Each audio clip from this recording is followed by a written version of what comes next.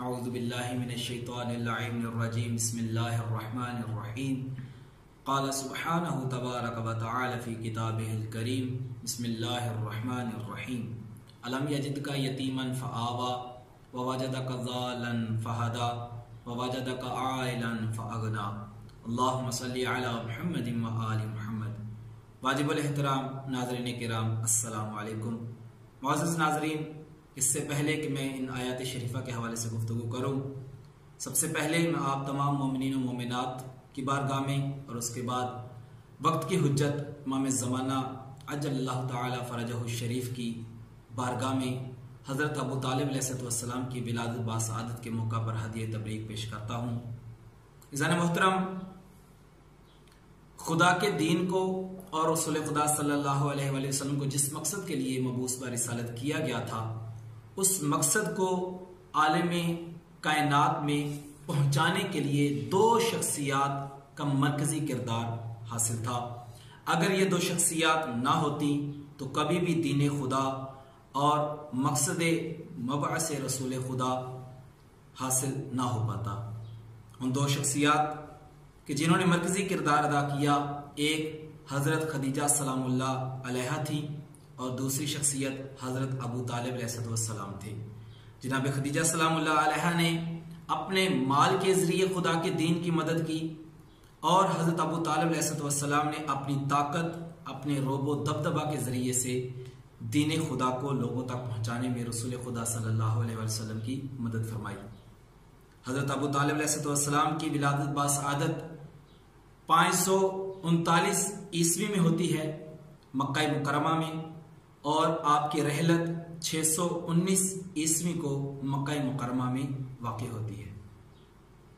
آپ کی اولاد کو اگر دیکھا جائے تو آپ کی اولاد میں حضرت علی علیہ السلام، حضرت طالب علیہ السلام، حضرت جعفر علیہ السلام، حضرت عقیل علیہ السلام اور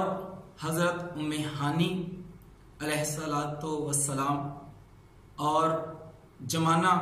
بنت ابی طالب علیہ السلام شامل ہیں۔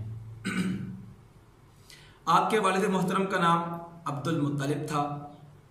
اور آپ کی والدہ ماجدہ کا نام فاطمہ بنت عمر تھا۔ عزیزان محترم، جب رسول خدا صلی اللہ علیہ وآلہ وسلم دین خدا کے لیے لوگوں میں تبلیغ کرتے تو آپ کو بہت سی مشکلات کا سامنا تھا، چونکہ آپ ایک ایسا دین لے کر آئے تھے کہ جو لوگوں کی سمجھ سے بالاتر تھا۔ لوگ ضلالت و گمراہی میں مبتلا تھے، طرح طرح کے گناہ ان میں پائے جاتے تھے، اور رسول خدا صلی اللہ علیہ وآلہ وسلم ان تمام گناہوں کو چھوڑ کر خدا کی اطاعت کی طرف ان کو لے کر آنا چاہتے تھے۔ لہذا اس مشن میں رسول خدا صلی اللہ علیہ وسلم کا جس ہستی نے آگے بڑھ کر زیادہ ساتھ دیا وہ حضرت ابو طالب علیہ السلام ہی تھے۔ عام طور پر یہ ایک بات پیش کی جاتی ہے کہ حضرت ابو طالب علیہ السلام جو ہے وہ اسلام نہیں لائے تھے، ایمان نہیں لائے تھے، جبکہ منابع میں جا کر رجوع کیا جائے تو جناب مجلسی نے میرات العقول میں یہ لکھا ہے کہ حضرت ابو طالب علیہ السلام فقط مسلمان اور مومن ہی نہ تھے بلکہ حضرت ابراہیم علیہ السلام کے وصی بھی تھے۔ اور اس کے اوپر دلیل اگر لینی ہے تو وہ خطبہ کہ جو حضرت ابو طالب علیہ السلام نے رسول خدا صلی اللہ علیہ وسلم کے نکاح کے موقع پر، کہ جب آپ کا نکاح جناب خدیجہ سلام اللہ علیہ کے ساتھ پڑھا گیا تو آپ نے جو خطبہ پڑھا تھا جناب ابو طالب علیہ السلام نے، اس میں آپ نے بڑے خوبصورت جملے فرمائے تھے، جس میں آپ نے ارشاد فرمایا الحمدللہ الذی جعلنا من ذریۃ ابراہیم و ذرع اسماعیل، کہ تعریف ہے اس خدا کے لیے کہ جس نے ہمیں ابراہیم کی نسل میں سے اور اسماعیل کی اصل قرار دیا۔ آپ کا یہ جملے کہنا اس بات کی دلیل ہے کہ آپ سے بڑھ کر اس وقت دنیا میں کوئی موحد نہ تھا۔ آپ کے ایمان کے حوالے سے گفتگو اگر کی جائے تو ایک بندہ امیر المومنین علی ابن ابی طالب علیہ السلام کے پاس آیا، اور چونکہ آپ جانتے ہیں کہ رسول خدا صلی اللہ علیہ وآلہ وسلم نے فرمایا تھا یا علی انت قسیم النار والجنہ، کہ اے علی آپ جنت اور جہنم کو تقسیم کرنے والے ہیں، وہ شخص آتا ہے اور آ کر کہتا ہے یا علی میں نے رسول سے سنا ہے کہ آپ جنت اور جہنم کو تقسیم کرنے والے ہیں، اور گستاخی کرتے ہوئے کہنے لگا توبہ نعوذ باللہ نقل کفر کفر نباشد، وہ کہنے لگا کہ آپ جنت اور جہنم کو تقسیم کرنے والے ہیں، در حالانکہ آپ کے والد محترم جہنم میں جائیں گے۔ امام علی علیہ السلام کا چہرہ جو ہے وہ غصے سے رنگت تبدیل ہوئی، اور امام علیہ السلام نے اس کی طرف دیکھ کر ایک جملہ ارشاد فرمایا جس میں امام علیہ السلام نے اپنے بابا ابو طالب علیہ السلام کو ایمان کو بیان کرتے ہوئے ارشاد فرمایا لو جمع ایمان جمیع الناس علی کفۃ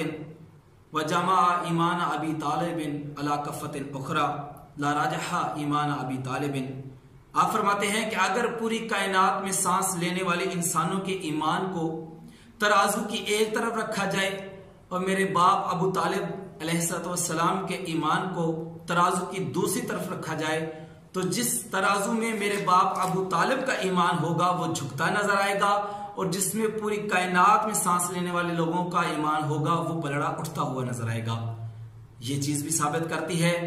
کہ آپ ایمان کے کس درجہ پر فائز تھے۔ زن محترم، آپ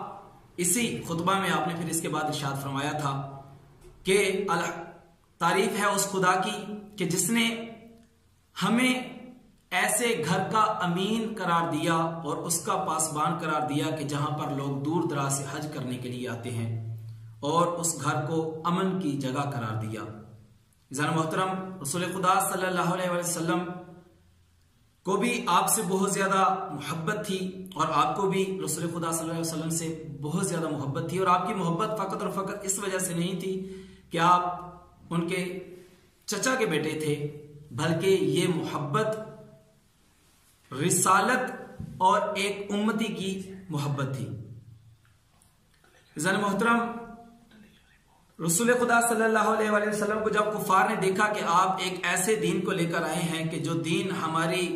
جس پہ ہم عمل کر رہے ہیں اس کو ختم کر دے گا، تو وہ آپ کے قتل کے درپے ہو گئے۔ لیکن حضرت ابو طالب علیہ السلام نے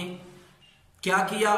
آپ نے اپنے بچوں کو رسول خدا صلی اللہ علیہ وآلہ وسلم کے بستر پر سلانا شروع کر دیا۔ ہر روز بستر تبدیل کرتے، رات جب شروع ہوتی اس وقت اس بستر پر کوئی اور ہوتا، اور جب رات چھا جاتی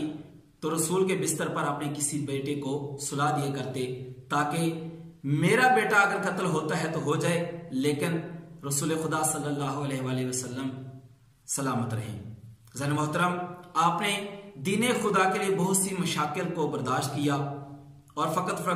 اس میں ایک ہی مقصد تھا کہ خدا کی خوشنودی کو حاصل کیا جائے۔ 3 سال تک شیب ابی طالب نے آپ نے بھوک و پیاس کو برداشت کیا،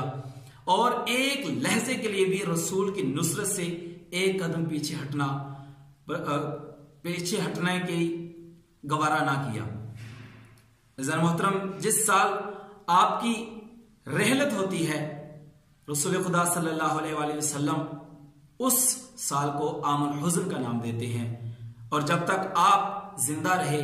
رسول خدا صلی اللہ علیہ وآلہ وسلم کو مکہ سے ہجرت کرنے کی نوبت پیش نہ آئی، لیکن جیسے ہی آپ اس دنیا سے رحلت فرما جاتے ہیں تو خدا کا حکم آ جاتا ہے میرا حبیب اب چونکہ تمہارا اس مکہ میں کوئی ناصر و مددگار نہیں رہا، لہٰذا آپ مدینہ کی طرف ہجرت کر جائیے۔ تو ان تمام چیزوں سے پتہ چلتا ہے کہ جناب ابو طالب علیہ السلام کس عظمت کے مالک تھے اور ایمان کے کتنے بڑے درجے پر فائز تھے۔ دعا ہے پروردگار سے کہ وہ ہمیں جناب ابو طالب علیہ السلام کی سیرت طیبہ سے حیات پیغمبر اور نصرت پیغمبر کی تعلیم حاصل کرنے کی توفیق عطا فرمائے۔ والسلام علیکم ورحمۃ اللہ وبرکاتہ۔